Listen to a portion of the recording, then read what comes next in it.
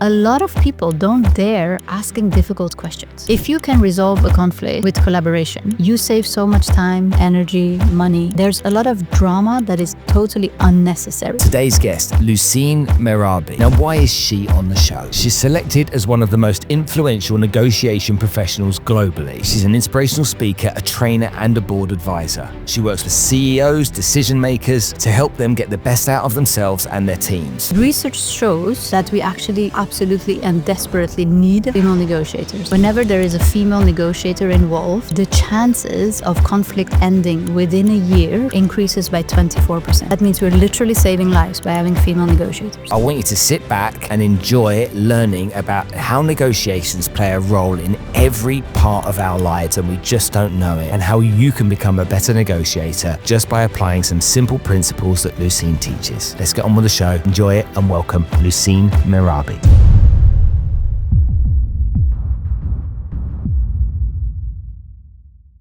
Hi everyone, and welcome to this episode of the podcast. Now, you're going to hear a message shortly about our sponsors, but before you do, Allsop and Allsop are the largest real estate brokerage here in the UAE. They buy, they sell, they rent, they help you in any decision you need to make about property here in the UAE, whether that's commercial or residential. So if you're considering this in any capacity, reach out to them. They're online, and ask them the question that you need to ask so that you can make the right decision for you. Right, let's get on with the show.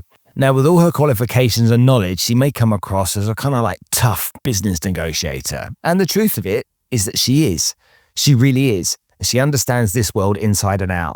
But as you'll see on today's episode, she's also very vulnerable. She has a son who's got Duchenne muscular dystrophy, and she has to deal with the challenges of his life on a daily basis.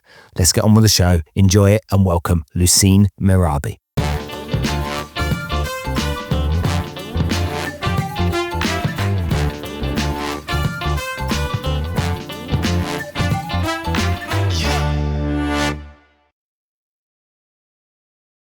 This episode is proudly sponsored by Allsop and Allsop, Dubai's leading and largest real estate brokerage. Now, with over 16 years in business, Allsop and Allsop have transformed the real estate experience for thousands of buyers, sellers, landlords, and tenants. By leveraging cutting-edge technology and data-driven insights, they are the consistent driving force behind the growth of Dubai's real estate sector. Their unmatched expertise and industry knowledge empower clients to navigate the market with confidence, no matter what their needs. Committed to finding your perfect home, they, without exception, ensure your real estate experience is as seamless as the property itself. Whatever your property needs, keep moving with Allsop and Allsop, the trusted choice in Dubai real estate.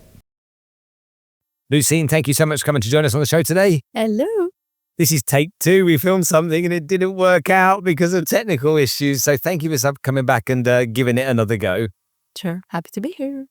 Right, you and I are friends, so we need to kind of like park that a little bit because I want people to get real value and understand what you do and how what you do can be a lesson for them, how it can impact them and bring value to their lives. So first of all, what is it you do?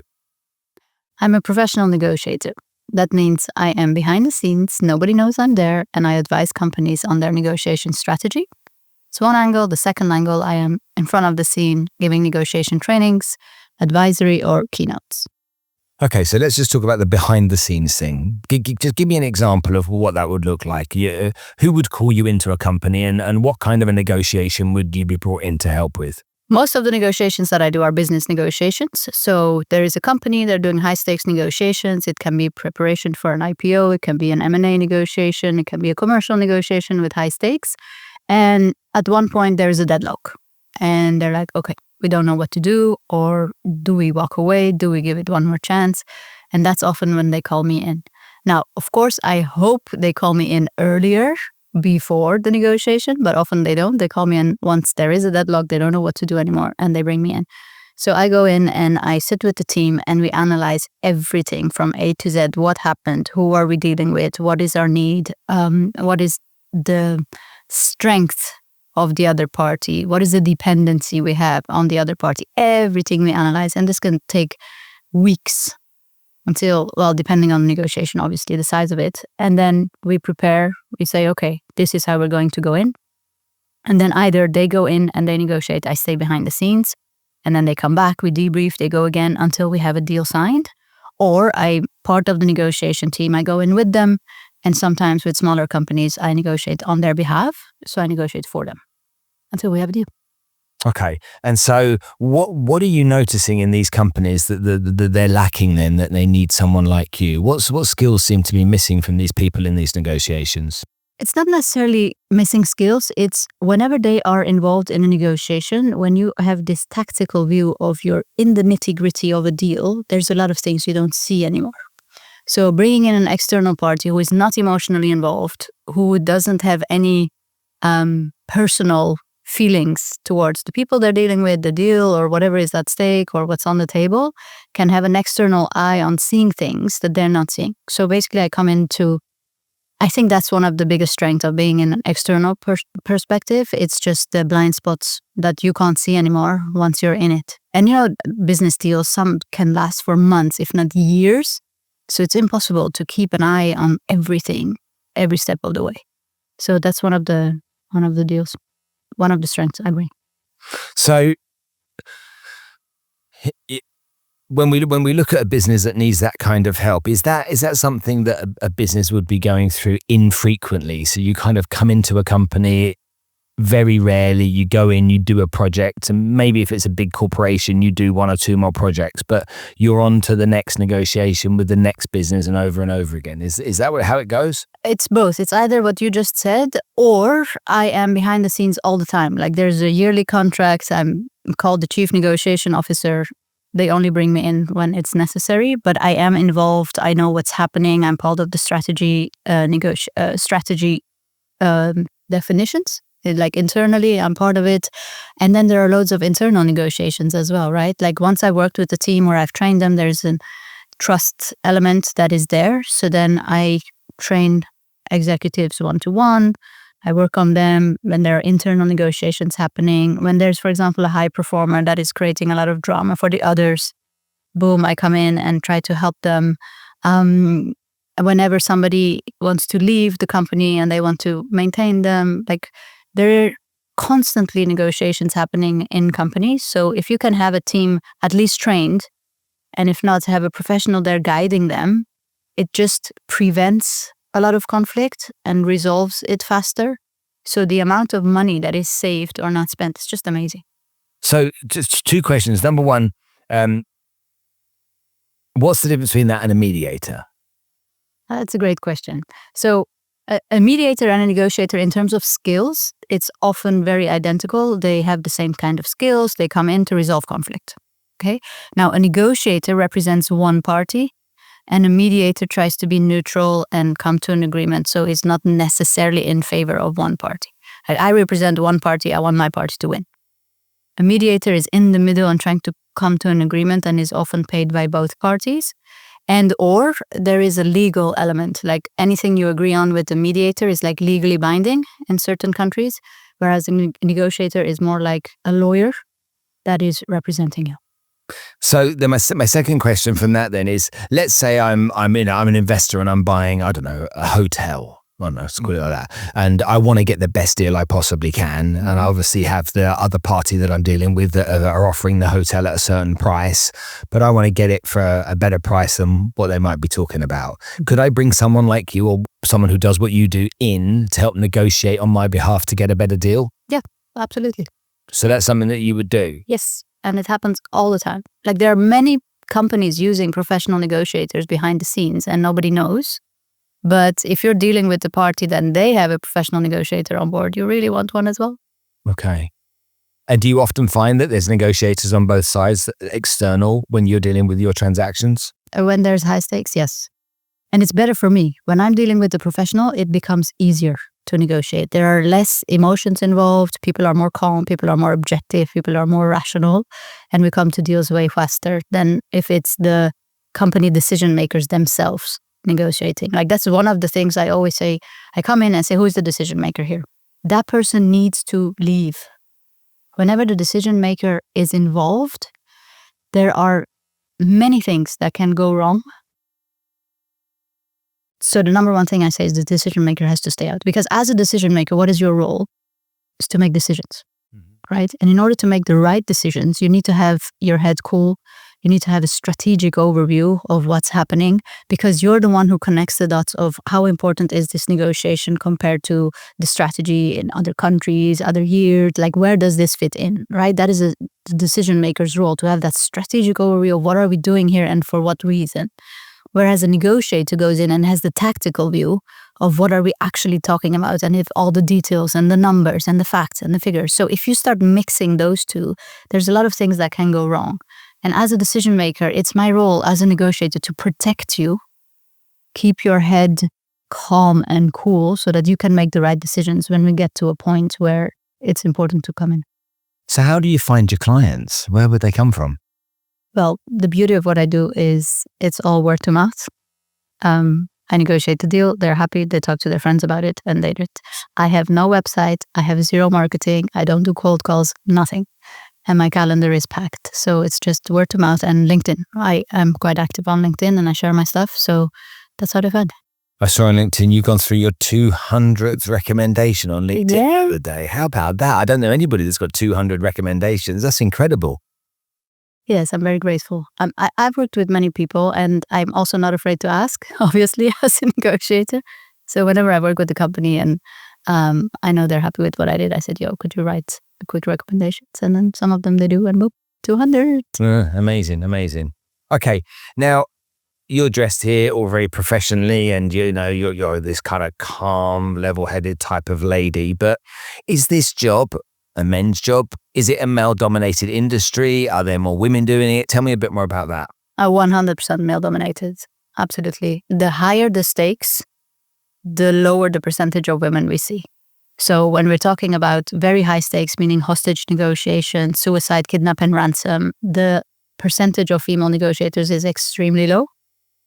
Business negotiations, a little bit more. And then when we go in the personal sphere, whatever sphere we look at, whatever world it is, the number of female negotiators is very, very, very underrepresented. Why?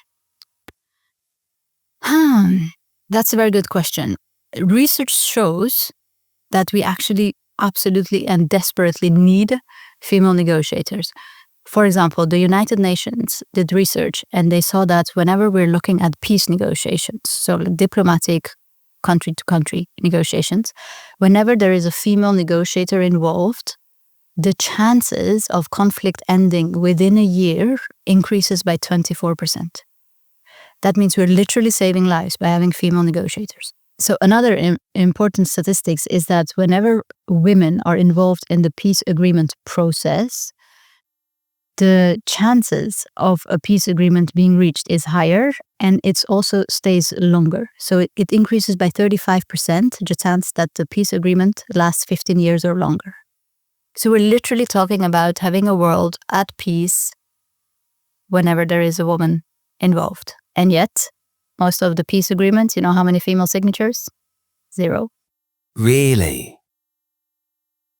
Okay, but when you see a stat like that, if that's true, which I'll take it from you that it is, why are there not government agencies screaming out to try and train, develop, and bring more female negotiators through? Because clearly, based upon your statistics, it works. So where's that gap? Why is that happening? Well, that is from ages of conditioning, right? Research also shows that women who negotiate are perceived as less likable, as aggressive, because men and women, there's still this bias that they don't expect women to negotiate. They don't expect women to say, I don't agree with this. So it's like both. It's and the biases that we really, really need to change, and it's women not stepping up and actually not doing it. Harvard Business Review showed that the percentage of women negotiating their salary is 30% lower than men. So just imagine, just on day-to-day life, how much money is being lost because women don't negotiate their salary. Just the compound effect of it.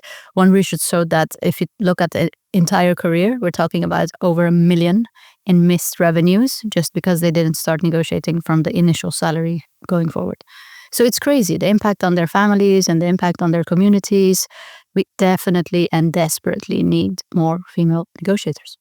Okay, so we've just done the whole kind of girl power thing and talked about women and how important they are as negotiators. But talk to me about men. Are men good negotiators? Because clearly, if it's a male-dominated industry and it's work, they must be good at something. They absolutely are. And we absolutely need men. And thank God there are men negotiators when we go into those high-stakes negotiations, right? Like if you look at the FBI or any other special forces, it's mainly male negotiators, and they're saving lives every single day. So big tribute to them. What I'm saying here is we need women to step up because they have natural skills that we can benefit from. In an ideal world, we need a negotiation team of both men and women, where both bring in the skills that they need. Men tend to be better negotiators when it's a very competitive negotiation. So you have a pie and you can't make the pie any bigger, and it's really like I win, you lose. Men tend to be better. Women tend to be better when it's an integrative negotiation, when it's a collaborative one. They bring in different types of skills. So having been on different types of negotiations for now over 2 decades, I have come to the conclusion that the way we teach negotiation should be different. Men already have, obviously when I say men and women, I'm not trying to generalize. I'm just saying in general, based on the statistics, based on the research, and based on what I've seen on the field. Men in general tend to have more confidence, more self-confidence when they have to go in and negotiate a tough deal. Women tend to be more careful and think about their reputation. What will they think of me? But what if they don't like me anymore, etc., etc. So the way we teach negotiation until now has been very male dominant as well, because most of the negotiation books have been written by men. Most negotiation trainings have been given and developed and created by men. And I'm here to say, wait a second, what if we need to teach women how to negotiate differently? And therefore, build a negotiation course that is specifically for women, that goes into elements that men don't need. How do you speak up when you're uncomfortable? How do you manage your emotions? How do you create that self-confidence even when you're scared? Like, it's a lot of emotional intelligence involved. But I believe if we tackle the issues why women don't negotiate, the skills themselves are not the issue. They can do it. It sounds like a very interesting job, an exciting job. Obviously, you beam whenever you talk about it. Tell me what kind of people end up getting into it. Do people kind of come out of university and go straight into learning to be a negotiator, or often is it people that have gone into other industries or other professions before and then fallen into that or moved into that for whatever reason that may be? Yeah, it's the second. Often they've done other things where they were already involved in negotiation. So that for me, for example, it was finance. I was negotiating business deals on trading floors of investment banks. That's how I enrolled. You have many lawyers, you have many people working in the legal field, you have many people in diplomacy, humanitarian negotiations. Like, it's so wide and so broad and so fascinating that when you bring all those skills together, like, it's really a powerhouse. And so when we look at that industry as a whole, we're here in Dubai, are there thousands of people that do what you do? Do you know how many people in Dubai do it? No, and I have had clients who reach out to me and they want a negotiation trainer, and then I give them, for example, my ideas or my masterclass or my rates, and they're like, oh, we don't have the budget. And I'm like, okay, let me bring in somebody else. And I can't find them. Oh, really? Yeah. So it's so if there are other professional negotiators in Dubai, reach out to me. Maybe we can collaborate. But yeah, no, there are not that many. There are not that many. In general, when you look at the negotiation world, like professionally, that they come in to help resolve, there aren't that many. I want to go back to this thing about men and women, because for me, I want to understand a bit more about the approach here. I think I'm well read. I think I'm kind of... You're a good negotiator. I've negotiated with you. I've negotiated against you. I know you're a good negotiator. Okay, but then that's interesting that you say that. So then how would my style of negotiating be different from yours, for example? Well, and remove the male and female bit. Yeah. Exactly. You, Spence, have absolutely no problem asking difficult questions. You just go in, you ask, you don't care what people think. I think you don't even care if you make people uncomfortable. You just go and ask. Hence why I've got a podcast. Voila. You just ask. A lot of people don't dare asking difficult questions. They think about, how will this make them feel? How will they think about me? All those things are holding them back. But in a negotiation, one of the most important things we need to know is how to ask good questions. and then have the confidence to actually do it and not be afraid of rejection. So there's a lot of things that are holding people back, whether it's male or female, that we need to tackle first. And this is something that I see missing in negotiation trainings. We're only talking about the skills. Do this and that will happen. Ask these type of questions. Make sure you speak with a certain voice. It's all skills, but nobody talks about, but what about, you can have all the skills you want. If you're scared to do it, you're not going to do it. It's like, for example, swimming. You can't teach somebody how to swim on a whiteboard. You need to jump in the water. You need to swallow that water. You need to see how uncomfortable it is when you don't swim well. But we don't talk about the courage it takes to actually jump in the water. And that's what's holding people back. So we're like, okay, do this stroke, do that stroke. But they're not in the water yet. So I think we need to teach people how to jump in the water. And then they are way more capable than we think. And so when I make the comparisons between your style and my style, okay, so that we can give context to the audience, I'm straight talker. I ask direct questions. Okay, what's your style by comparison to that then? I always try to go in collaborative first. Tell me what that means. That means if you can resolve a conflict with collaboration, you save so much time, energy, money. There's a lot of drama that is totally unnecessary. When we have this approach of saying, when you're doing a negotiation, what is your end goal? To reach a goal, to reach an agreement? But that shouldn't be the goal. The goal should be, I'm here to learn, I'm here to observe, I'm here to see if an agreement is the best thing for me. Because sometimes it isn't.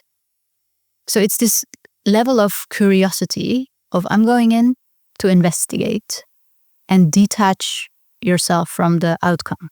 Whereas people go in and they're just focused on the outcome. I need this deal done. I need it at this number. I need it in this date. I need this number of units. So it's all very analytical. Whereas if you go in from a human perspective of, I want to understand who you are, what matters to you, you're playing the long game. And if you have the courage of saying, you know what, this deal right now might not be the best, there is this surprise effect because people think you're there to push for a deal. And then when you don't, the level of trust increases, the level of respect, and then they are more likely to do business with you later and at levels that are better for you. Just a quickie on this whole male-female thing. Are men better negotiating with women and women better negotiating with men? That's a good one. I don't have statistics on that. I don't know. I just know women have skills that are underrated and very needed on a negotiation table. We just see it. And I think you can say this as well. You and I both worked in finance, trading floors, mostly men, right? Whenever there is, let's say there is a board meeting or there's an important meeting happening, whenever there is at least one woman in the room, the energy changes. Like it's a natural, let's lower the testosterone in the room effect. It just happens. And statistics show that when there is a woman involved, people tend to become more collaborative, more calm, more peaceful, less drama, less ego. You train people? Mm-hmm. Talk to me about training people. Talk to me about the interest there is in the marketplace of people to want to train to become a negotiator. Is there an active interest, or is it something you have to push out there to get people to be aware of this? Because I'm pretty sure that people don't even know. Yeah, because people are going to be listening to this episode today are watching it and they're going to be like, I didn't even know that was an industry. No. Yeah? No, it is. Well, I don't teach people necessarily to become a professional negotiator. Most of the time, people call me in to train their sales teams or procurement. So there is like a financial interest.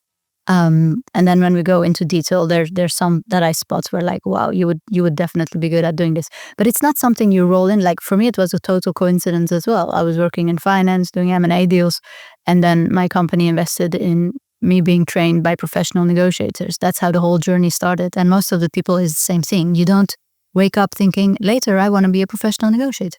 But we do. And maybe the next generation or the generation after that will realize. Because this is a relatively young sector. You know how it all started? No. There were crisis negotiations. There were crisis situations happening. And I'm going to give you one clear example. The Munich Olympic Games. I believe it was 1972. There was a hostage taking. Israeli athletes were taken hostage. And it was in the open. Media was all over the place. And it was horrible because one of the hostage takers one of the hostage takers immediately shot one who was creating some resistance. So it was very serious, and they were saying, okay, we're ready to kill. And they asked the liberation of over 200 political prisoners in Israel. So this is happening in Munich, Germany, and they're asking for prisoners to be liberated in Israel. Now, obviously, whoever they're negotiating with has zero power to decide on what's happening in another country, right? Now, the lead negotiators in this case were the head of the Munich city, the head of the Olympics, the head of this and the head of that. All these people were decision makers. But because there were no professional negotiators, they negotiated directly with the head of the hostage takers. And it ended up in a bloodbath. It was a catastrophe. Everybody died. Wow. And of course, it's very easy to look back and say they should have done this, they should have done that. But when we analyze it, I believe one of the reasons why this ended in such a catastrophe is because the wrong people were negotiating. The ones who had to keep their head cool, who had to make the decisions, they were negotiating directly, like literally face to face with the hostage taker. This is a moment pivotal in life when people realized, wait a second, negotiation is an actual job. You can't just improvise and be a negotiator. And yet that's what's happening now in businesses. When that happened, and then there was another incident that happened in the United States, they decided in politics to say, you know what? We need a specific negotiation unit where we have professional negotiators trained to deal with these type of situations that we bring in so that political leaders don't have to do it. It's not a mayor going to negotiate when somebody in his city gets taken hostage. And that's how the job of professional negotiator was born. That's when they started having a special negotiation unit at the FBI, and Israel already had one, but that's when all the countries started having a specific force that was only for negotiation. So now when there's something like that happening, the negotiation team goes in first, they try, and they have often, it's like 40 minutes time that they have to try first, and then they see how much progress there's made. And then if it really doesn't work, that's when they send in the SWAT team, that's when they send in the special forces. So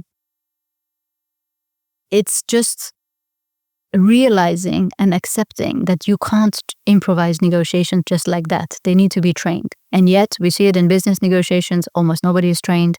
You just go in, you do your deal. And then when you grow up and you're in executive levels and you're a C-level, then sometimes you get a negotiation training or you're sent to a business school to do a 2-day thingy, but they don't take it seriously. Whereas every day, by lack of negotiation skills, there's unnecessary conflict.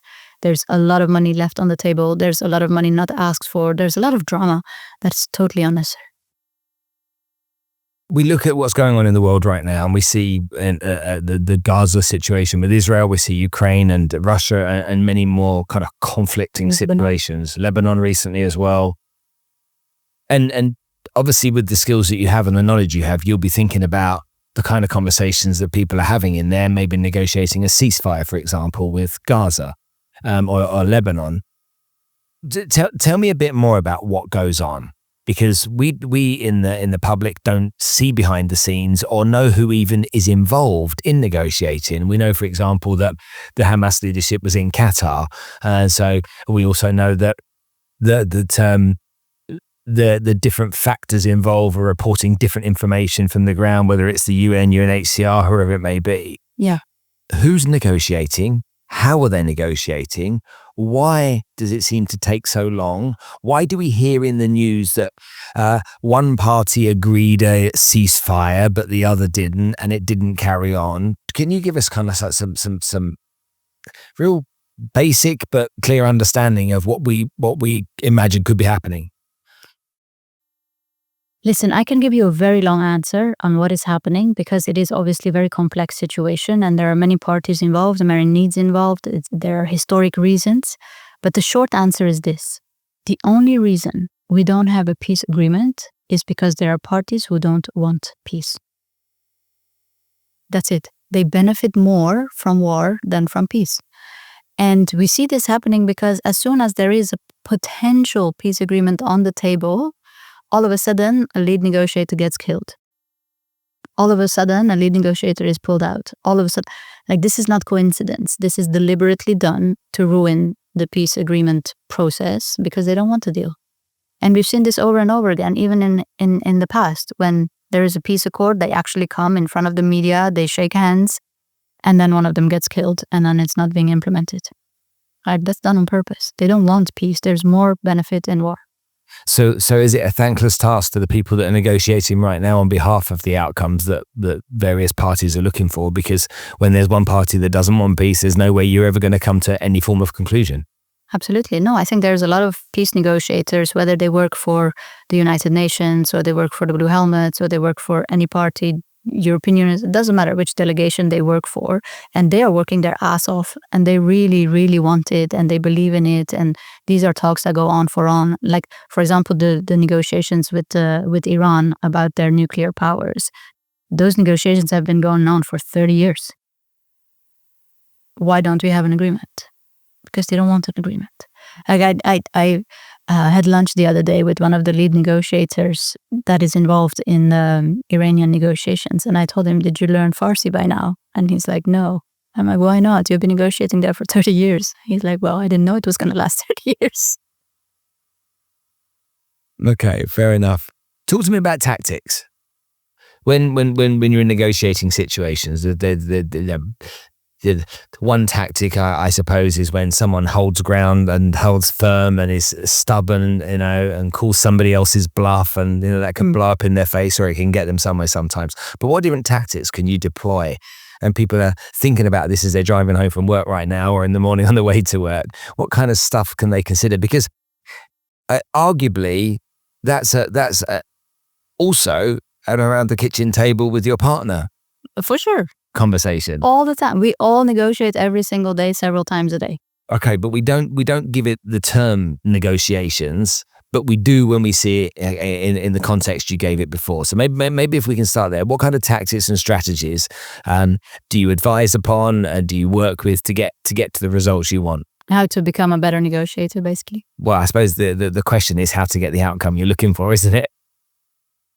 Well, you get the outcomes you're looking for by becoming a better negotiator. And the number one step to become a better negotiator is to realize that you already are a negotiator. It's this identity thing. Like, why do we negotiate? We negotiate to resolve conflict.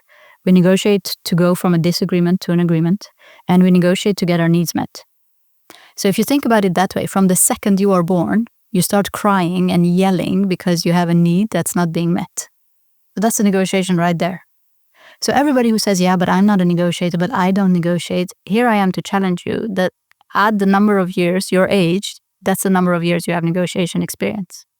It's just as a baby, we yell and cry. As a toddler, we do crazy stuff. And now as an adult, all of a sudden, we're supposed to, be more ethical. So you're telling me when my wife gives me the silent treatment, that's a negotiation tactic? It's a negotiation tactic, absolutely. Duh. Of course. Like, we're negotiating all the time. What are we having for dinner? If there's a disagreement, there's a negotiation. What shall we watch on Netflix? What shall we do this weekend? Where are we going on holidays? What do we do with the kids? Which school shall we send them?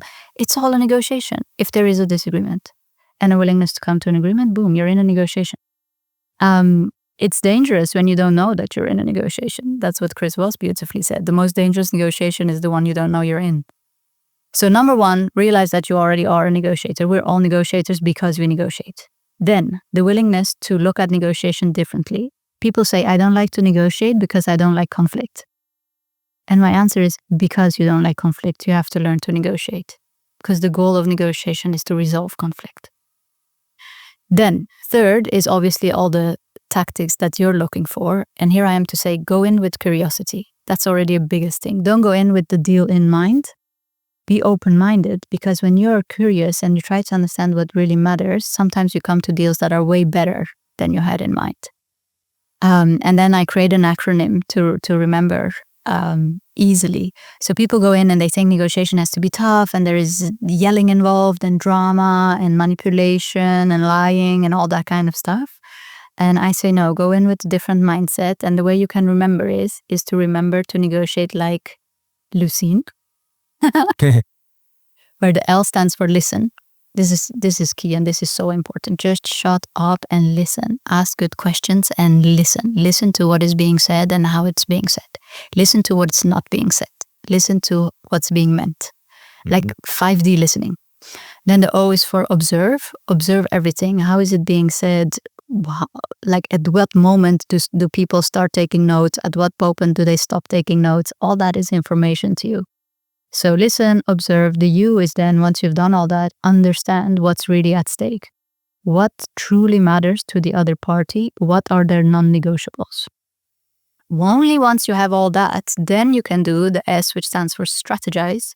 Strategize, okay, now that I have all these elements, now that I think I understand what they really need and what is their breaking point and their walk away point, now what can I propose? Now how can we come to an agreement? It's only then, not before you go in.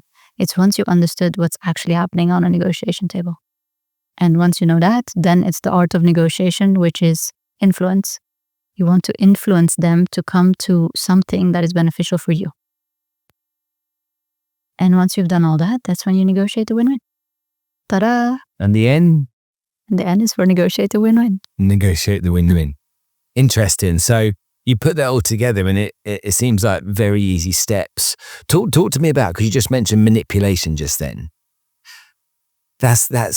It's a dark word, manipulation, isn't it? Okay, it's a dark word, and I think we all feel we've been manipulated ourselves over the years, and maybe some of us will be honest enough to say that we might have manipulated a situation or a person at some point in our lives. How do you spot manipulation through the negotiation? Well, we need to first realize what manipulation is. And manipulation, what is the difference between manipulation or influence, right? There is a fine line. The difference is your intention. Is your intention good? Is your intention bad? Is your intention to manipulate, or is your intention to come to an agreement that benefits all parties? And I always say in my training, I say, who here is a manipulator? Obviously, nobody dares to raise their hand. And then I said, who has children? If you have children, you're a manipulator, because we have all lied deliberately to make our kids do something that we wanted them to do. If you have told your kids about Santa Claus, about the tooth fairy, about go to bed and this will happen and the Santa Claus is going to do this or the tooth fairy is going to do that, or all the other crap that we tell them, that is manipulation.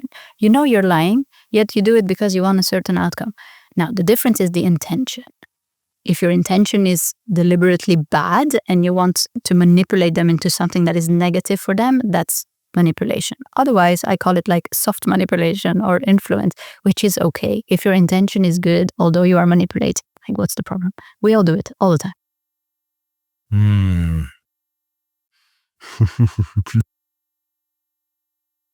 When you have a situation where we're in deadlock, we really are at a place where we feel we've exhausted everything.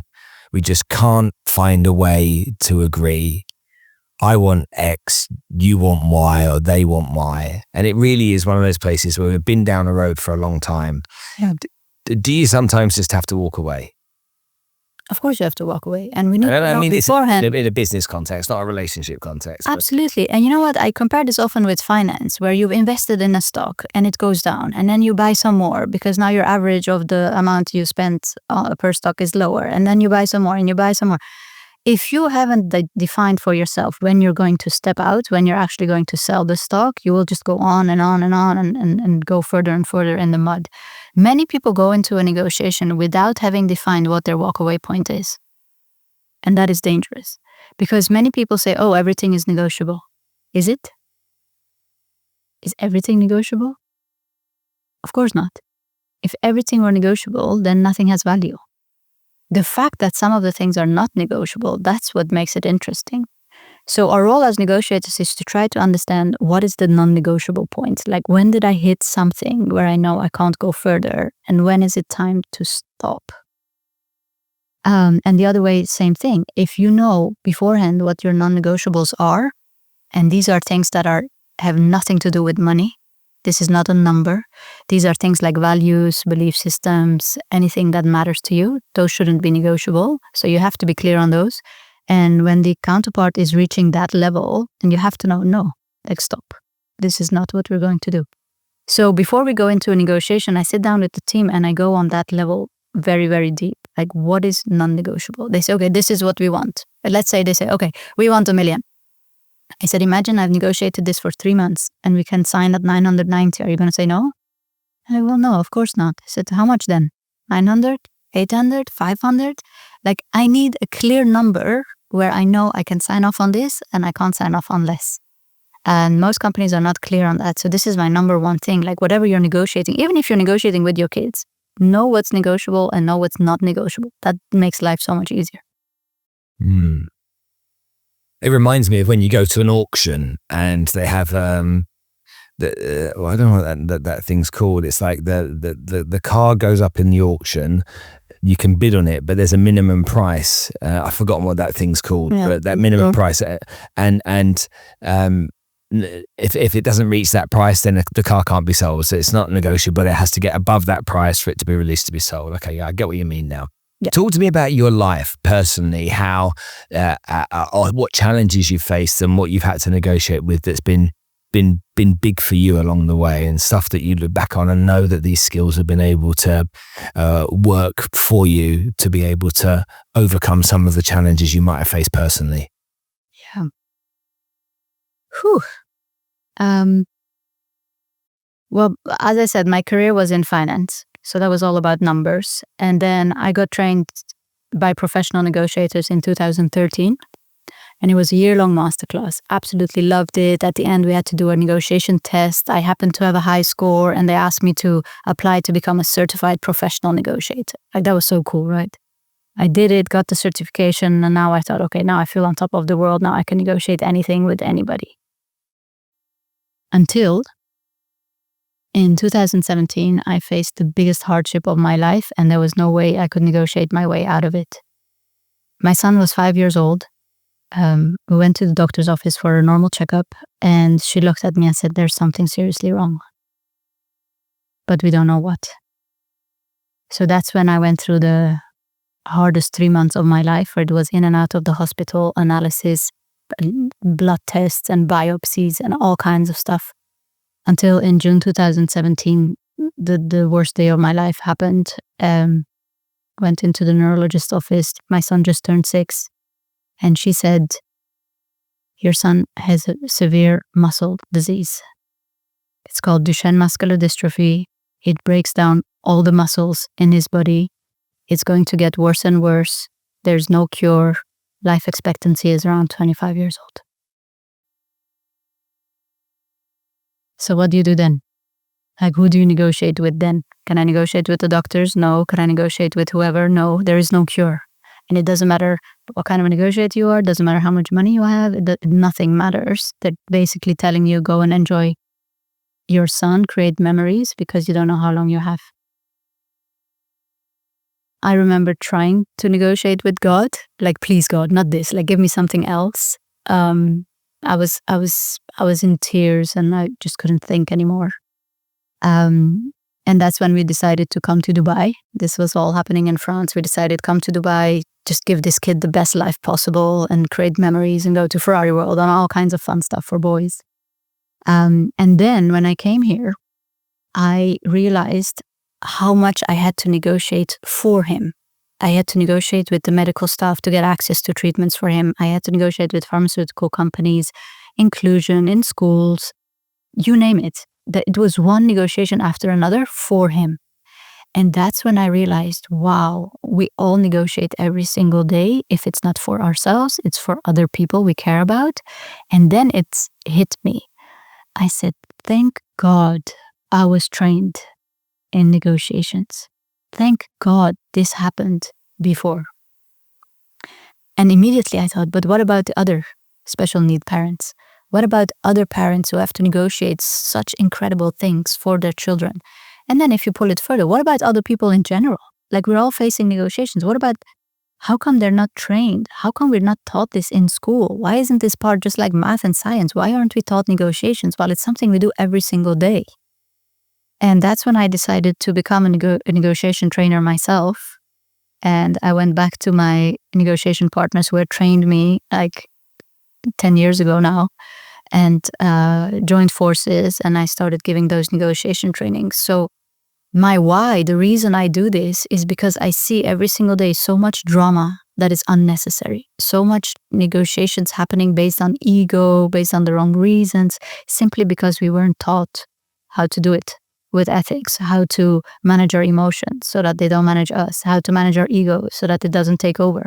All those things are critical skills we all need, and it shouldn't only be for the privileged who happen to be head of sales in a company. This should be accessible to everybody. So on that journey, how have you negotiated with yourself? Oh, that was the toughest. Those negotiations were the toughest. And there was one particular moment that changed everything in my life.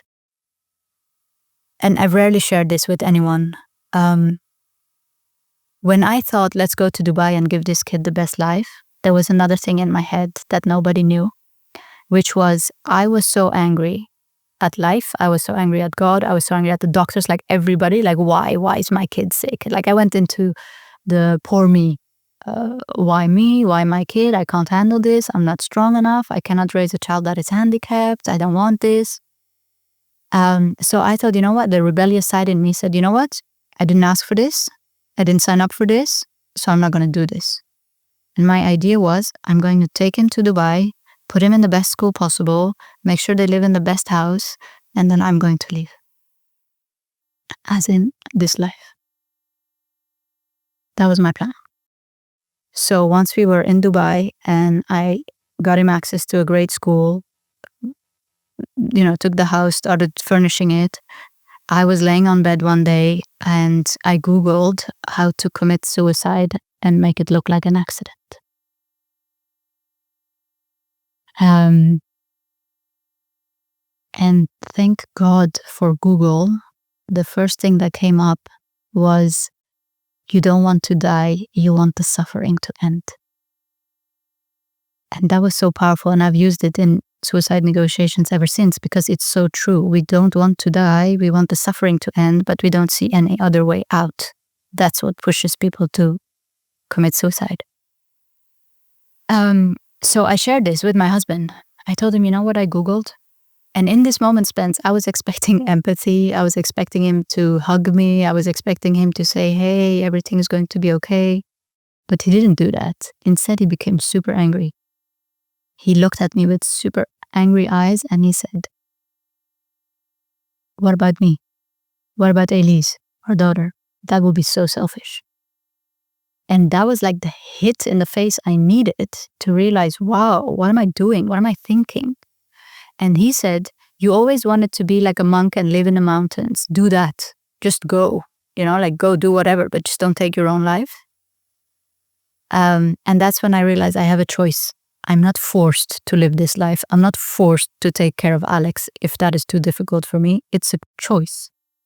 I can do it or I cannot do it. I can walk away, I can get a divorce, I can go live in the mountains, or I can take care of this child the best I can. And that's when I realized that actually I did have a choice, is that the rebellious side calmed down and I said, okay, I'm choosing to take care of him the best I can, but on my terms. I'm going to live life my way. I'm going to stop thinking about what do other people think, what do other people need, what is the best way to do. I'm going to listen to my intuition, look at my child, what does he need, and we build life around that. And that's what we did. And now we are 7 years further. Of course, the disease is doing its work. Alex can't walk anymore. He's in a wheelchair. He can barely lift his arms. But he's in a great school. He has amazing friends. We are making great memories. He's a big football fan, so anything around football makes him really happy. He has a wonderful caregiver that loves him and takes care of him. I think he has an amazing life. I believe he is happy, and in the end, that's what we want for our kids.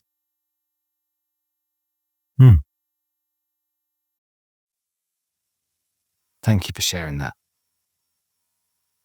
He is the one who made me a negotiator. I can see.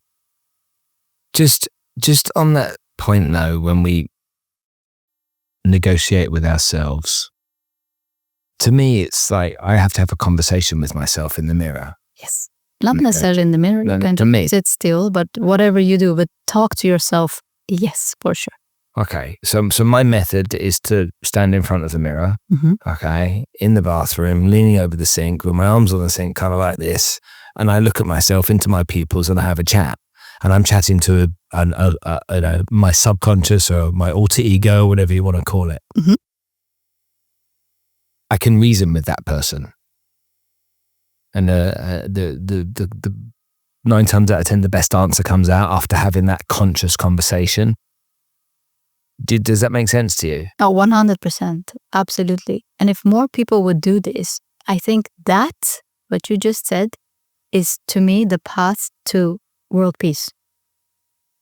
Because when you negotiate with yourself, you build a bond with yourself. You create empathy for yourself. So that results in, once you have a better relationship with yourself, you become more calm in conflict situations with others as well.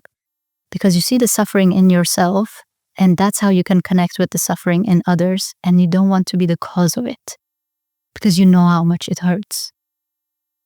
So by being conscious of our pains, and we all have them, we become more empathetic. We become better people. And that's how we become like allergic to conflicts. Like, why would you have conflict if it creates the suffering that you've already felt? You don't want anybody else to feel it. So that's what we become more peaceful. And that's how we can create then peace with others and for the world. So yes, I invite everybody, sit down and talk to yourself. Sit down and feel whatever there is to be felt. That's how we heal. That's how we get rid of pain. It's not by putting it under the rug and pretending it's not there, because it's going to come back as a boomerang. I can't thank you enough for giving me this understanding of how negotiation works, and I hope everybody else is benefiting from this as well. To take it from our personal lives to into our relationships, into business, and then seeing that in every aspect of what we do, learning these skills and applying them in the right way will help us have better outcomes of every part of what we do. It's almost like, here's the answers and the solution in the palm of my hand. Okay, it's that easy to access. You just have to put the work in. And that's it, isn't it? Absolutely. But so many of us are just oblivious to this, that we can't see it. Because we didn't know, because nobody told us. Yeah. I mean, it's got me thinking. There's a million things I'm thinking about now. It's just like, well, what about this situation and what about that situation? But obviously, we could talk about this for hours and hours. But in the meantime, hey, look, I love you coming on the show. So thank you for joining me today. I appreciate your time, Lousin. You're very welcome.